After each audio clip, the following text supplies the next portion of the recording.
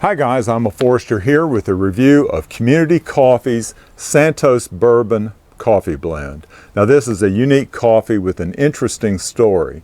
It's one of Community Coffee's private reserve selections, which are classic blends that they've released over the years.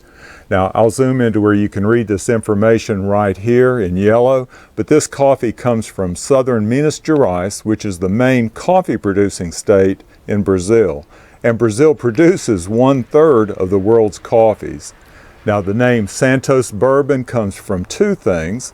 The port of Santos is where the coffee beans are shipped from, and Bourbon is the name of the island near Madagascar where this coffee variety originated.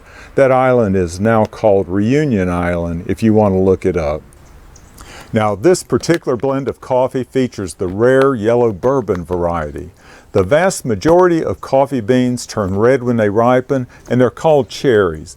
But a mutation in the gene that controls bean color was discovered in Brazil. When a plant has two copies of this recessive gene, the mature beans turn yellow instead of red. Now the yellow variety doesn't produce large coffee bean crops, but selective breeding over the years has resulted in this gourmet blend that is sought after by coffee aficionados. Let's take a closer look at the beans. I'll brew a pot and then we'll do a taste test. Let's take a look at the coffee beans while I'm outside and have good lighting. They're very aromatic. That's one of the first things that I noticed about them. They're fairly well shaped and they're light brown in color.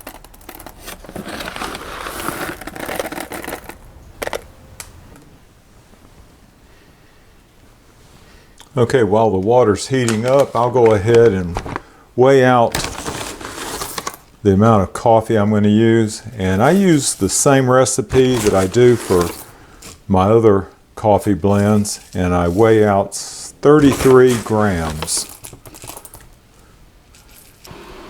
Okay, while the water's heating up, and before I grind the beans, I like to wet the paper filter just to remove any coffee dust that's in there, and then I let the water go ahead and heat up to 206.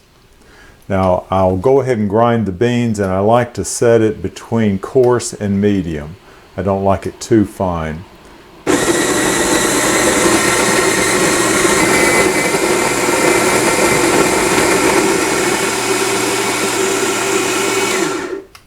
Okay, the beans are ground. We can go ahead and take them out.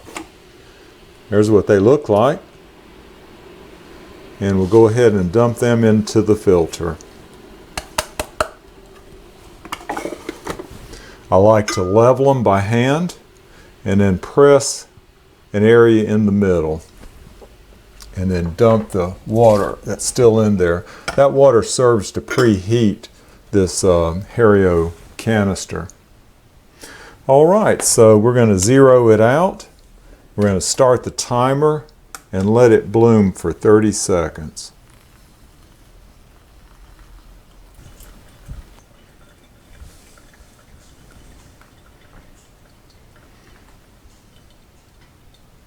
And when it gets up to 500, I go ahead and remove the Hario filter, set it in my South Carolina glass, and just let it finish draining.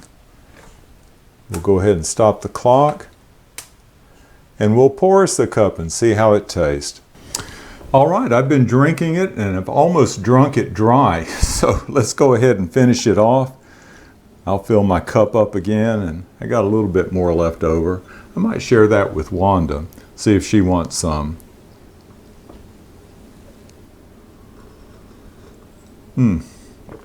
I tell you what, that is a good cup of coffee.